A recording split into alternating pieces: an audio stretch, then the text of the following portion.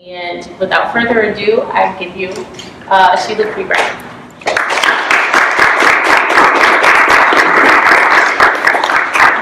Good evening. At first, I want to thank the Table Arts Center and Rahima Barber for putting on an awesome show called A Dark Matter. And I just want to let people who don't know a background about me. I'm a daughter of a soldier, and so my parents traveled around the country, and a lot of my work deals with me trying to show the universal commonality amongst all people. But it's rooted into African American culture. So without further ado, I guess we'll start our conversation. I think you just answered one of my questions. Okay, so we're going to start early. We're not going to talk so much just about the hashtag 1960 Now series. I want to start with this fact that I don't think everybody knows about you, but what I know about you is that you have a bachelor's degree in textile design. So how did you get to work? What made you go to get your bachelor's degree in photography and become an art photographer? Well, actually, what happened is, as a child, I'm very, believe it or not, introverted. I wouldn't talk to anybody. Actually, I would stay in the house and read books. Can you hear me? Because I have a little voice. And my last year in college at the University of Missouri, where I did major in textile design, and I didn't do anything with it, I actually took a photography course. And that really opened my eyes because I didn't really speak to people, and I said that I could speak through the camera. And so that's how I got into photography, actually. Okay. So what are some things that inspire you, and whose work are you looking at, or were you looking at as your frame of reference when you're creating your work? Well, at the time when my father is the one I had moved to. I was living in Houston, Texas at the time, and I left college and went there because my older brother was there. And once I left there, I went to New Mexico, then to Atlanta. And my father said there was something about this photography. So I went to Georgia State University to get my MFA. And he said, there's something about this photography that you like. So he put me through school. And all through school, I was like winning awards and stuff. But my interest is really in people. And I think it falls back when I was a child, because my former years, I was living in Germany. And that was like in the 70s.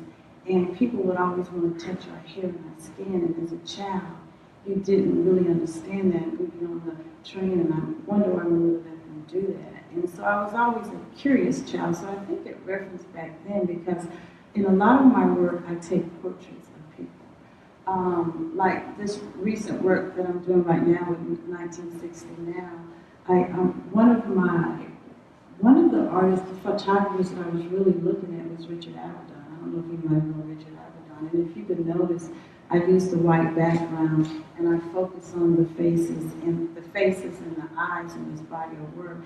And these images are of youth leaders and members of the civil rights movement. They were youth leaders back then.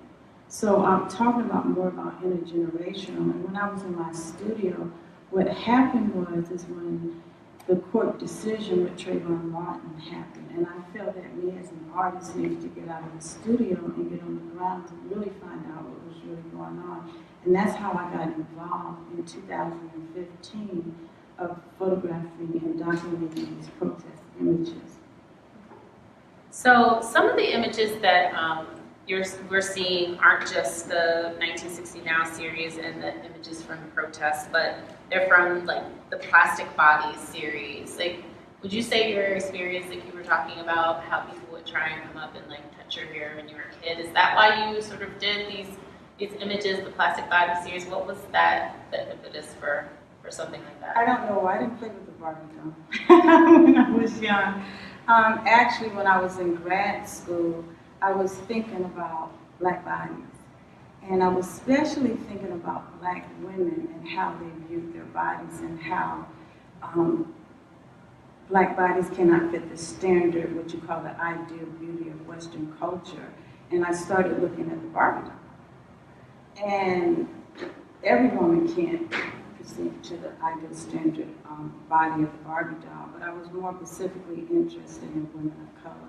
So I started morphing the Barbie dolls with young girls, and the conclusion I came up with is that we are like plastic as people in society, and the Barbie doll is human. So we morph ourselves to our own ideologies and how we think. So I think like that kind of leads to the question that we were talking about you having this very keen perspective and very targeted, and it seems like you're definitely steering your viewer to look at something very specific in your images. Sometimes people, they might have a landscape and you see the sun and the stars and the flowers, but I think if you look at your photographs, there's something really very specific you want us to focus on it. Each image. Especially with the protest images. Last year I went to Ferguson in the aftermath. I was there in Baltimore on the death of Freddie Gray, and when he passed away that Sunday.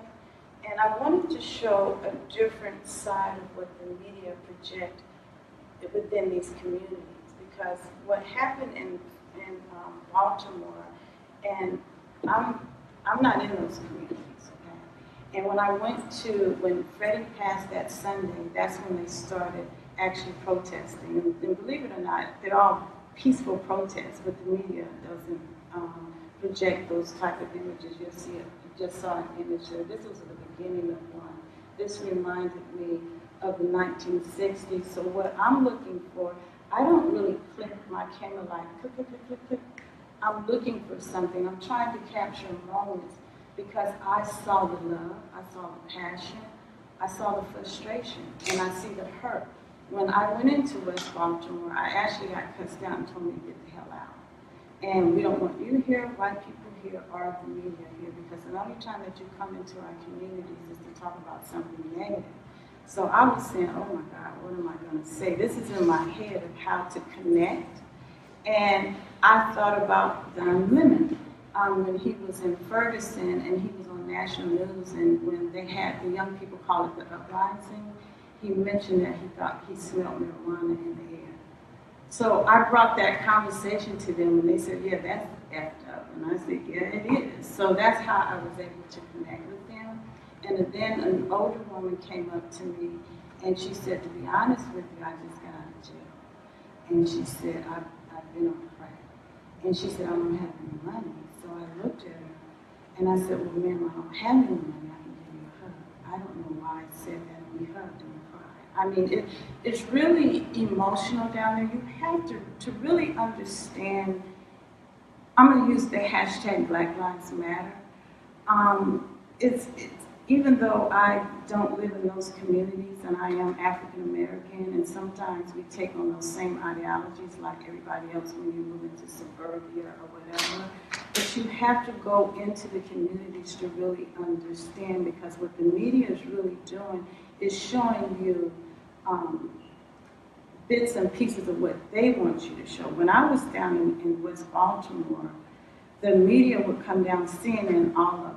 They would say, we don't want you here, get out. They won't. They have the camera in your face like this. By the time you see it on the news, you see the frustration coming out. And that's not how it really happens. And it's very upsetting for me to see it. So I try to paint a different picture. This image is the most recent images because it's like in 2015, it was disruption on disruption that the young people were doing, and they're going to continue that disruption because you continue the police shootings. And after Alton Sterling, I went to Baton Rouge. I was in Atlanta at the time. When I drove down, my husband didn't want me to go. He went with me. I told him to stay in the hotel because you go with me, you're going to say, come on, let's go. I had to go down there. And in Atlanta, the young people marched 7 days straight. 7 days straight. This is at the DNC. And so what I'm trying to say is that I'm trying to bring awareness in a different way, because the hashtag Black Lives Matter, when when Trayvon Martin passed and the verdict came out, is that all the three women that founded Black Lives Matter, they wanted to uplift black folks. Okay, just like James Brown back in the day, they had the song "I'm Black and I'm Proud." But what the masses of the people think of, oh my God, they're terrorists, they are not terrorists at all like that. And it's like a love letter to black folks to keep them uplifted.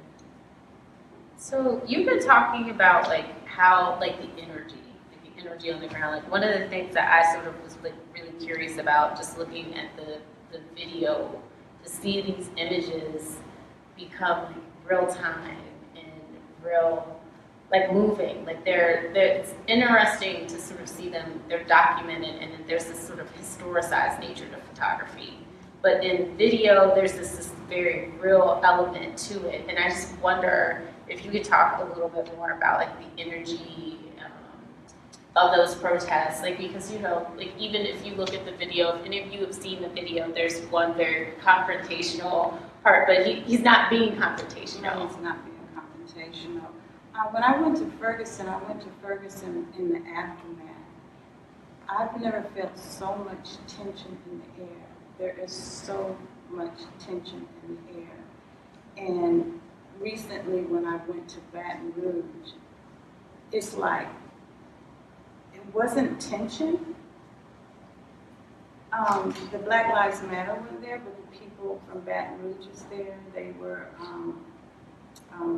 barbecuing and all of that, and they had the signs. Let me go to some of the images so I can show you. They had the signs, but you could tell that there is something that you're at a tipping point. People are very frustrated and they're tired. And when I'm on the ground, this is one of Janelle Monáe. She's a celebrity, an artist, and this is one of her artists. Can you pause it? Yeah, go ahead and pause it. They're chanting the sounds of like say her name, Alison Christian, say her name, and it gets really emotional down there. And people are crying and having tears. And people always come to me and ask me, Sheila, what can we do? I personally, it's the system. Young people are the ones that are going to really change the system. A lot of people that within the system, it's the young people. It always takes young people to make the change, and that's how I started actually in 1960 now. I was looking at the young people that changed the face of the nation in the 1960s, and I actually went back to them and I spoke with them, and there was a lot that I did not know about the civil rights movement at all. And I'm learning so much. I met Mr. Lonnie King he's a co-founder of the Atlanta Student Movement, and he is the one that, he's mentoring me. When I'm with the young people, I go back and tell them what the young people say. He said, that's right. He said, nobody couldn't tell us what to do either back then. That's really funny that you started talking about the elders, because that's the next question that I had for you. It's like, because when I talk to my grandmother or my father, I certainly get sort of recollections of what it's like. But when you were taking these photographs of these people that were really, proponents of a huge part of history that is sort of relegated to one specific month or one specific chapter in a history book, like what is that? What are those conversations like? What do they say to you? I speak with Mr. King a lot, and he always speaks to me before I leave to go out of town, because I travel every week, you guys, about this body of work. He basically speaks to me about what they did back then and how to do it, but he was saying that the young people really is going to have to find their way, because we had to find our way. Nobody could really tell us. It's like you're on the job training, and that's what's going on with the young people. They're on the job training, and believe it or not, a lot of the young people that are on the ground, a lot of them are artists, visual artists, musicians, all of them are. And they try to find creative ways to, when they go out in the streets, to do their, what they call for action and stuff. Like, for example, this is a young girl, 16 years old. This is in Atlanta. She has a tape around, says, I can't breathe. When Alton, Sterling, and Philip, the last two shootings that happened, she felt that I had to take a stand, and she told her father, I wanted to come out. And this was Atlanta. And this is when I saw more whites, young and old, that were coming out with the last two shootings. Which goes to sort of one of the images that's in the exhibition that says Black Lives Matter, and then it says white silence is Yeah, violence. what that image is that I find out because a lot of my work I post on Instagram on real time. On my camera I have Wi-Fi. Immediately post up. And one of the people talked to me on Instagram. They said, that's me and my daughter. The mother is white and the daughter is black. And the daughter was carrying the sign. I'm going to go to it right now. Black Lives Matter and white silence equal violence. And that was the mother that was carrying there. And she also had another image of where she was in the streets with her young daughter.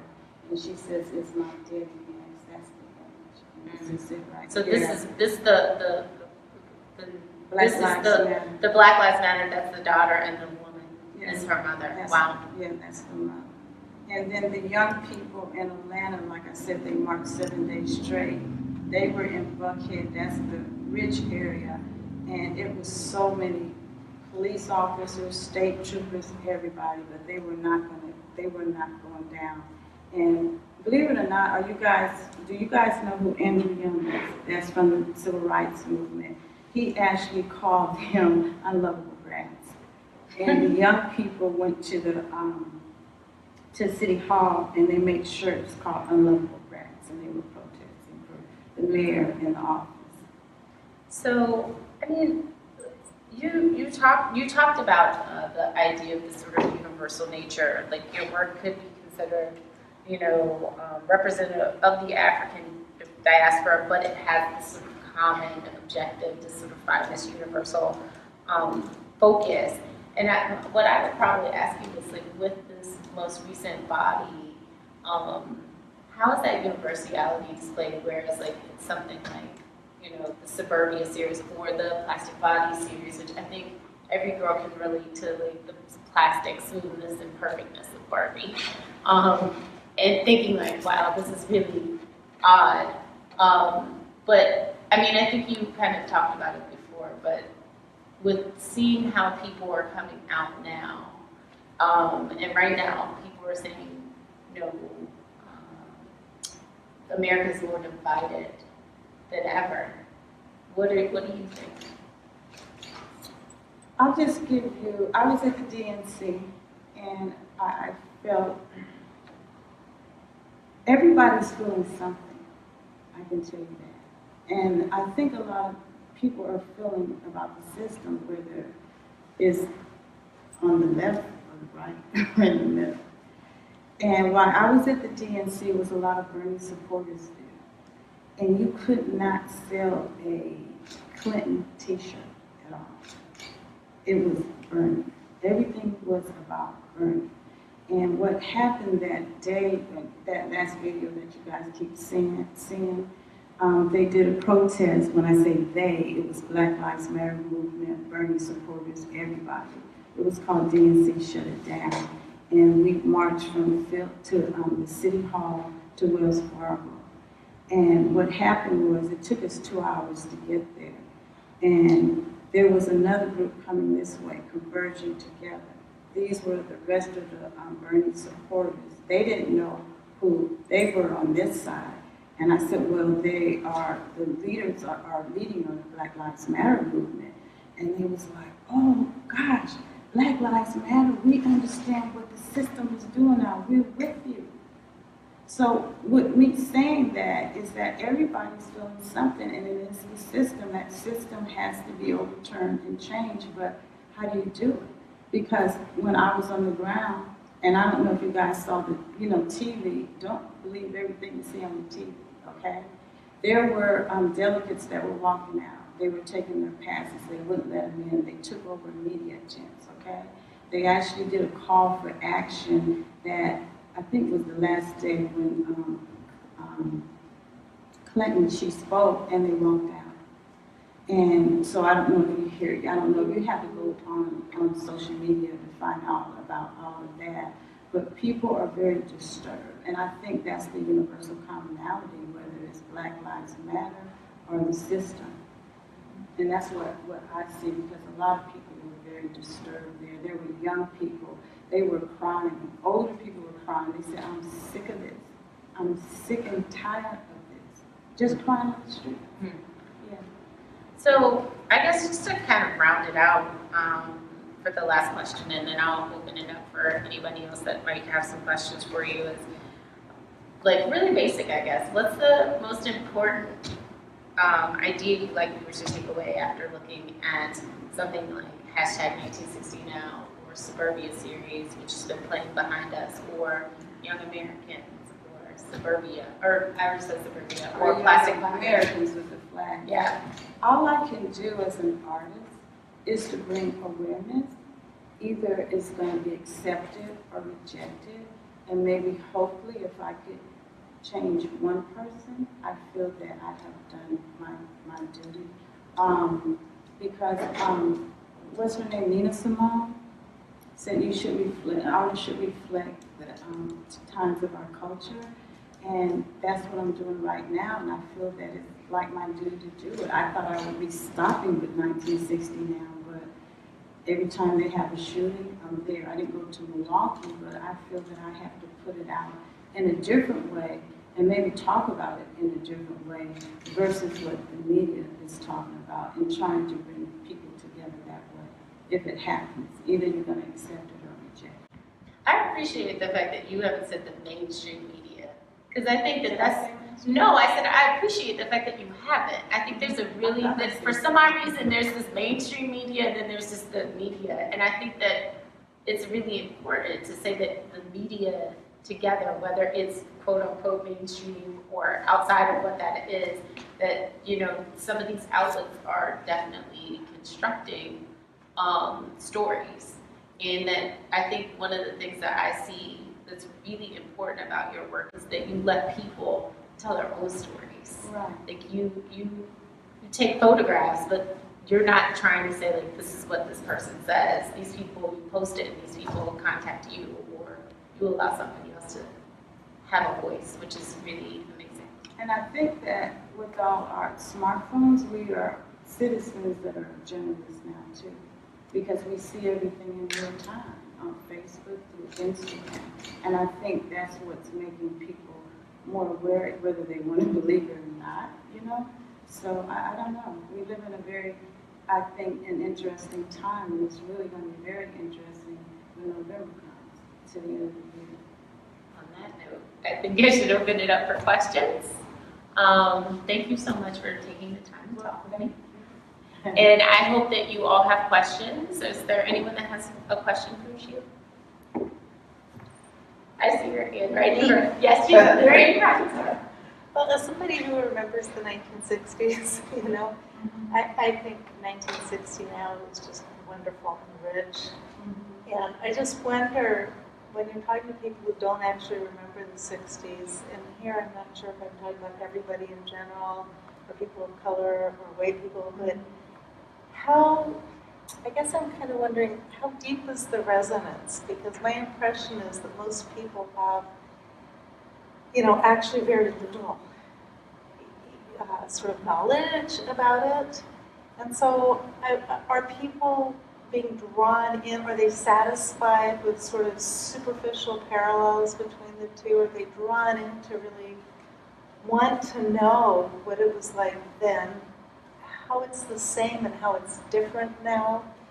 And I think about, you're talking a lot about social media, and I remember in the 60s, television was so dramatic and revolutionary in what it was showing people that they hadn't seen, maybe. I just wondered if you could say a little bit more about how that 1960 now, how do people react to it? What I have done is, I had a show, I premiered it in Atlanta, Georgia at the Museum of Contemporary Art, 1960 Now, where I actually had intergenerational, the headshots that you see are the young people and the elders. and I repaste those on the floor along with the video. I actually had the elders to come, the young people to come, and I put the young people on the panel for the elders to listen to them, and they had conversation. That is the only way that I can bring that together. Otherwise, people don't really have an interest in it at all. But that's why my 1960 Now is more intergenerational. I have Instagram campaigns to talk about Bring It Now, 1960 Now, really right on the board. And I actually had the young people to do a call for action at the museum where the elders were there. Everybody was there. And I'm telling you, a lot of people were very totally shocked because they said, we're getting ready to shut down Highway 7585 because somebody else got shot and everybody was afraid from black to white. And they said they were not ready. They were not ready at all. So I think people don't have a general interest in it, but I think through art, I could bring that together and talk about it more because usually for example, I'm going to be traveling every week through the end of October, and I will be having some of the elders with me to talk about the then and the now. Sarah, I thought I saw another question. Yes, sir. First of all, thank you very much for being here. This is fantastic. The thing that interests me is like, how do you speak to like kind of young artists, and how do you talk about social responsibility and how it's important for you to make work that somehow is more social outreaching, or do you feel it's more just how to be a part of some other dialogue? I think if it's not in you, you're not going to do it. Right. And a lot of people are not, some of them are not going to do it out of fear. Okay? So if it's in you, you have no fear, you're going to do it. So I don't speak upon other artists like, oh, you should be doing this, because some of them don't want to do this at all, So, I don't know. I mean, look at what happened to Kaplan with the NFL and what he stood for with the flag. Oh, And Kaepernick. Kaepernick, and how it seemed like all the NFL players should have went with him. One thing that Mr. King told me, that co-founder of the Land Student Movement, he said it looked like it was a lot of us back then, but it really wasn't. He said you're never going to get the masses of the people. He said it took a small group of us to do that. Those are the visionaries, and you're not going to have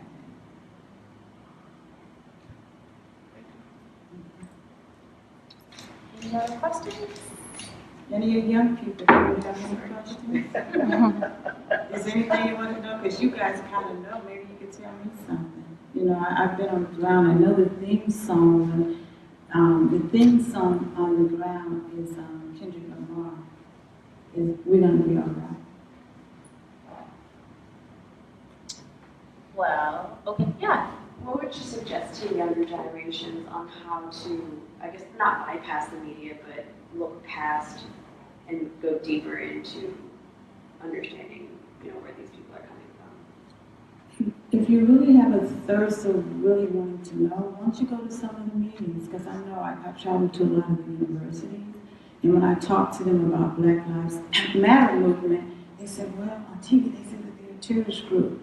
Once you go for yourself and find out, you'll see a whole totally different thing, and that's where you can get your knowledge from, is from there. Is to go to one of the meetings, go to one of the protests. It can get kind of scary. I almost got arrested for the first time, believe it or not, in Atlanta. Not Baton Rouge, but in Atlanta, because they're tired of the young people doing it. But the young people are not going to stop. And they formed another organization in Atlanta called Atlanta, #Atlanta is Ready, and it's made up of young people from all of the colleges.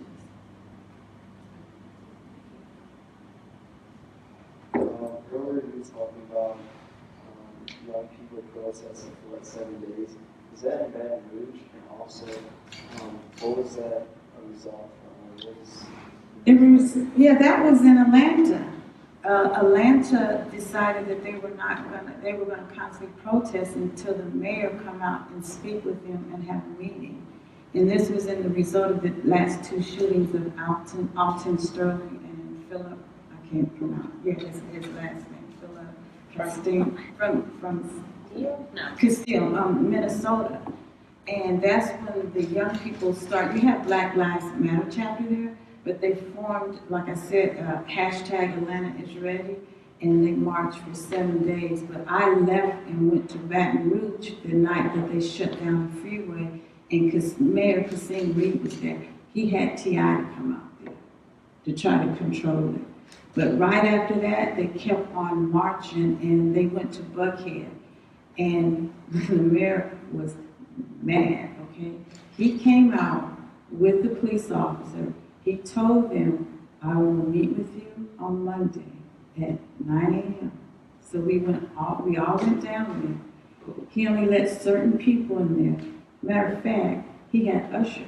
Usher's not on the ground. Usher was there. And two of the protesters, and they were mad. So when they got out on the streets, they said, we still going to continue to protest to get what we want. And they have demands, okay? But that's what it was about, the last two shootings.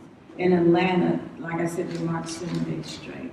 And that's when I saw a lot more rights there too. And what happened when it was in Buckhead, that's the rich area, you had them in the streets with the Liberation Fist up. And one of the young guys, his parents, he's white, his parents, he's a young guy, he's funny. His parents own Cox Media. And so he said, they told us if we obeyed the rules that they wouldn't arrest us. So he told all of his white people that were there, are y'all ready to get arrested tonight? If you do come with me, I want you, when we start marching again, be on the outside, because what they're doing is doing scare tactics now to scare people. They're grabbing you and arresting you. And that's what they did. And if you were in Atlanta on the news, that's all you would see, maybe a few blacks, but it was mostly white people. They stood up. That's where America, the Horror Story is back to. All that's in the link.